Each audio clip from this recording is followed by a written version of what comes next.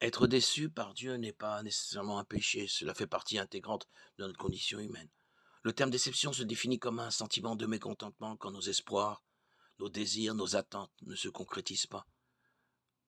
Quand pour une raison ou pour une autre, Dieu ne répond pas à nos attentes, le mécontentement s'installe inévitablement. Si Dieu n'agit pas comme nous pensons qu'il le devrait, nous sommes désenchantés et insatisfaits de lui. Cela peut faire vaciller notre foi, particulièrement en sa souveraineté et en sa bonté. Lorsque Dieu n'agit pas au moment où nous le souhaitons, ce n'est pas parce qu'il en est incapable, mais parce qu'il a tout simplement choisi de ne pas le faire.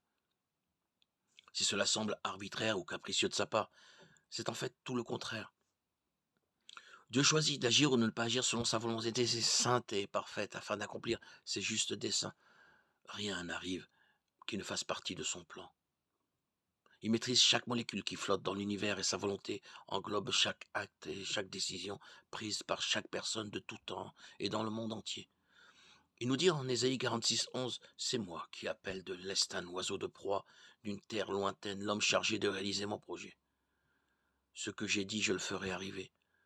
Ce que j'ai prévu, je le mettrai en œuvre. Même les oiseaux font d'une manière ou d'une autre partie de ses desseins. Il y a aussi des fois où Dieu choisit de nous faire connaître ses plans, Ésaïe 46, 10, et d'autres fois non. Parfois nous comprenons ce qu'il fait, d'autres fois non, Ésaïe 55, 9. Mais il y a une chose que nous savons avec certitude, si nous lui appartenons, tout ce qu'il fait concourt à notre bien, que nous le comprenions ou non. Romains 8, 28.